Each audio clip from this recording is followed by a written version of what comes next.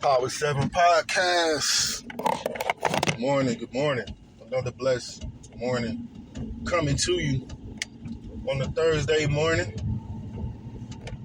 week after Thanksgiving. I hope everybody had a wonderful, blessed Thanksgiving and spent time with family and friends and got your grub on and all of that jazz. I ate a little bit, drank a little bit, parlayed and relaxed. So today's topic,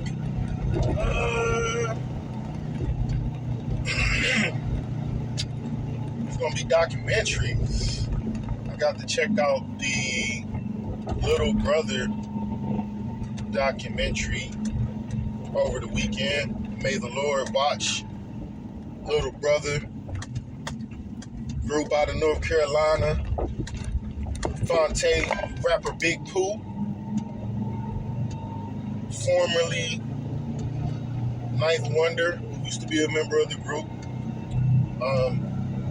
but he's not included in the documentary. And according to the documentary, Ninth Wonder ain't been in the group since the second album, from my understanding of the documentary. It was a good watch. What I did gain from it, they talked about the breakup of the group and the different dynamics. And it seems to me, and I could be wrong, but it seems to me there's a bit of jealousy and lack of communication. And I could be wrong, but to me it appeared that Mr. Coleman may have been somewhat, maybe a little bit jealous of Ninth Wonder, because they talk about after the first album came out, Ninth Wonder got the offer to go do that song, do a beat for Jay-Z. So he was supposed to go out to New York, do the beat for Jay, and then come back. This happened at the same time that they're going on tour. But it eventually turned out that when it was time for him to come back, that, and maybe I missed a detail or two, but when it was time for him to come back, they felt like he was going to mess up the chemistry. And I kind of got lost there when they said that, because I was like, because leading up to that moment, I didn't hear anything about Ninth Wonder from them said that that would make the chemistry be messed up. They were just like, well, we have been vibing, and then if he came up, he would just messed up all the chemistry. And I'm like, that to me, that didn't make sense. So I kind of get the feeling that, I don't know, I just kind of get this feeling that Ninth Wonder may have been pushed out of the group. But you don't get to hear you don't get to hear Ninth Wonder side of it because he's not in a documentary, which also to me I felt was really peculiar. Like, y'all telling this story about being broken up, but y'all are giving y'all side. Y'all not including him to give his side, which furthermore lets me know that those old wounds have not healed between those guys. But I get the feeling, man, that Fonte is an asshole. And, a lot of producers are introverted type of people. I'm not here to take sides or anything like that, but producers are introverted type of people. So if you're a very introverted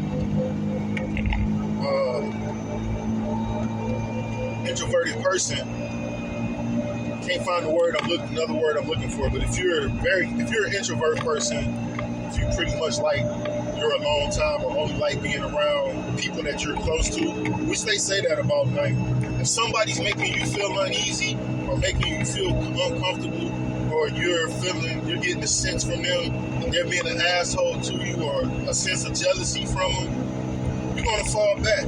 they go on to say, Ninth Wonder, and it's mostly Fonte saying this.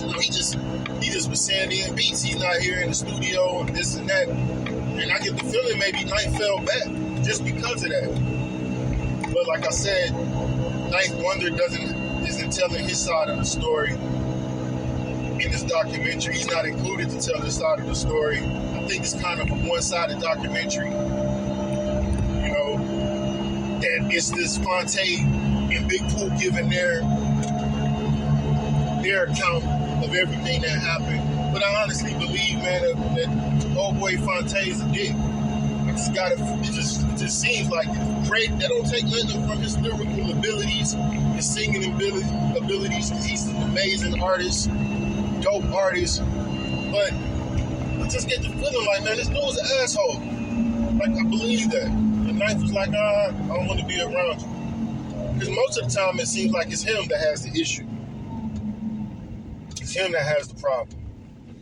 And then eventually Big Pooh states, kind of goes along with it. But like I said, I recommend it. It's still a good documentary. You get to learn how the group started, how they got going, some of the trials and bumps and bruises they had. Because Fonte and even Big Pooh had issues with,